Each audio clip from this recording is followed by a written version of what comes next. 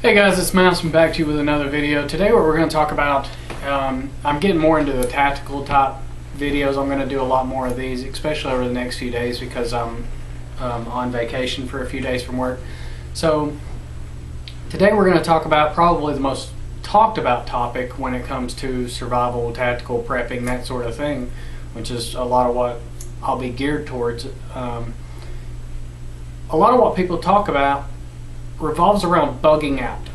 Now, in a few days, I'm going to do a mock bug out. I'm actually going to foot travel to a bug out location, and I would say it's roughly 2 to 3 day tops walk from my location here.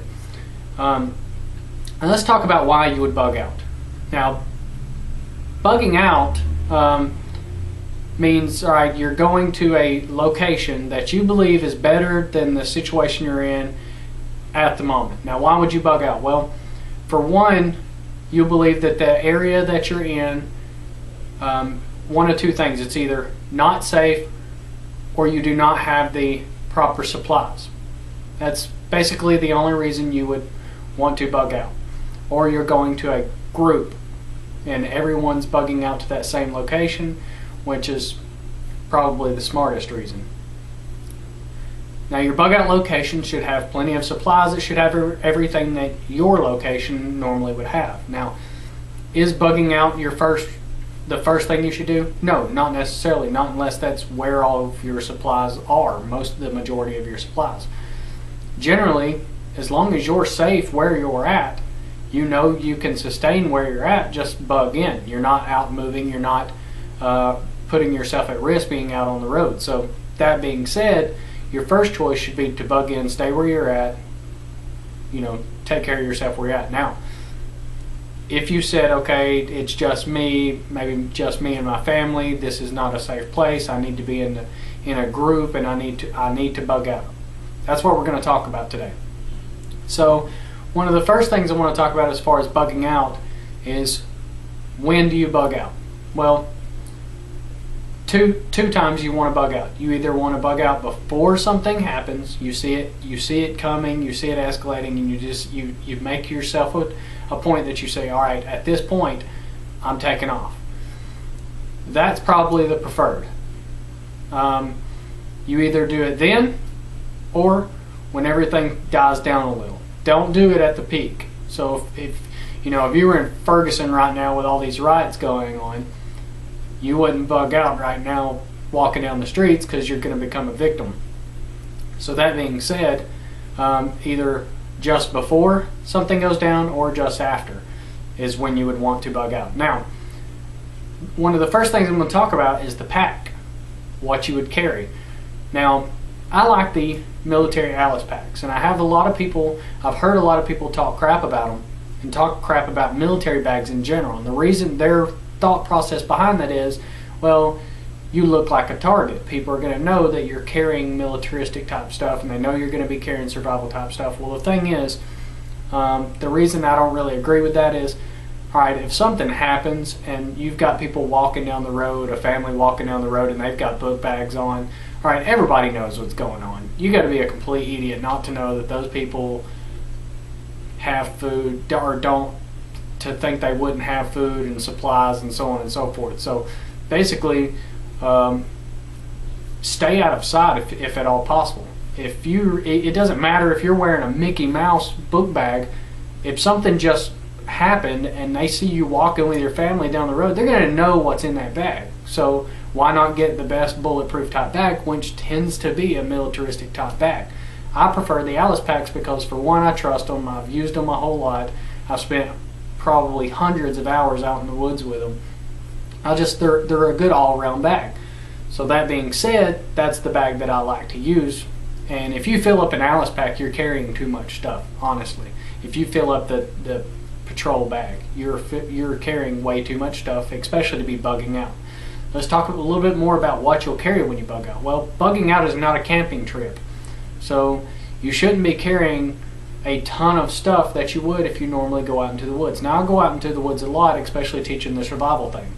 But bugging out and going out into the woods, two totally different things.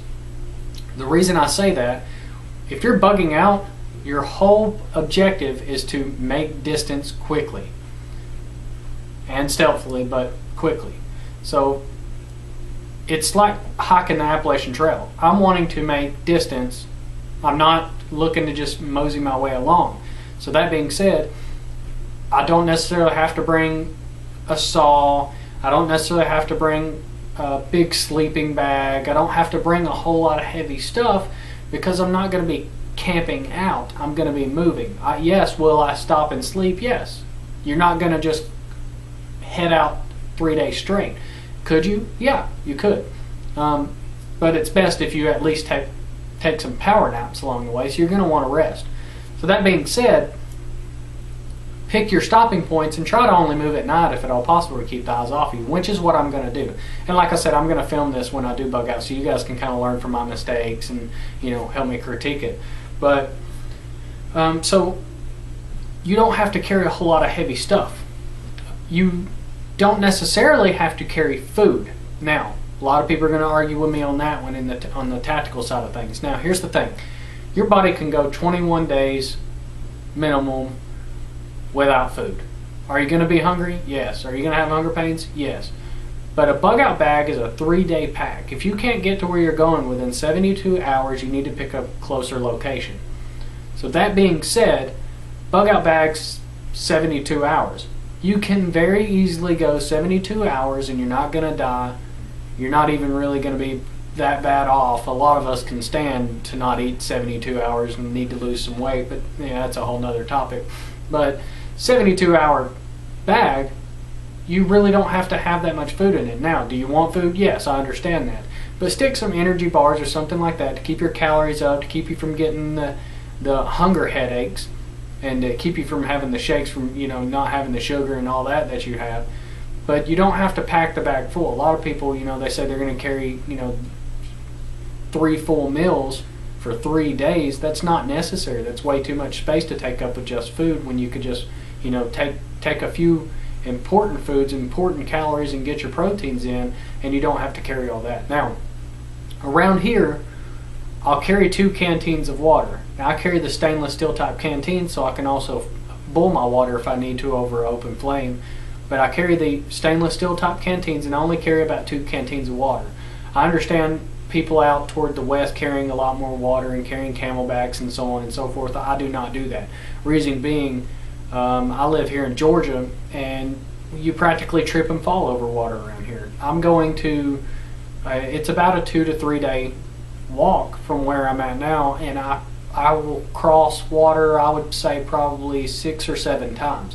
So that being said, I carry more water filtration than I do water.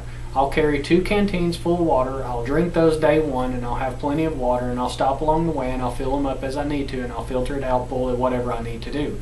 So I don't carry a lot of water, so that saves a lot of weight. So I've got my food and water taken care of. In a shelter, if you carried something like a simple tarp, and as long as you're dressed properly for the time of year that you're bugging out, that's really the most of what you're going to need. You're going to have protection, but on this trip that I'm about to do, I'm taking a sidearm. I'm not going to take a long gun. I already explained that.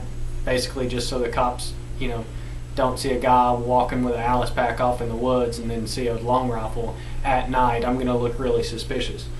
So if you have your shelter, whatever it may be, if I have someone going with me, I might take the half shelter and sleep on the ground, but if I don't, I'll take a hammock and a tarp. Something real lightweight, something I can put up real quick, take down real quick, because like I said, you're not camping out. You're just setting up camp for the night, you're getting your sleep or getting your 10-15 minutes in, whatever it may be, and you're moving out. You're trying to make distance. You're not just camping along the way for 3 days. That's not how bugging out works. You're trying to get to a safer location, and every minute you're out on the road away from your group or away from your supplies, so on and so forth, is a time that you're vulnerable. So that being said, while bugging out, your whole purpose is not to kind of make camp every time you stop. You're looking to bug out. You're doing a patrol basically for 3 days.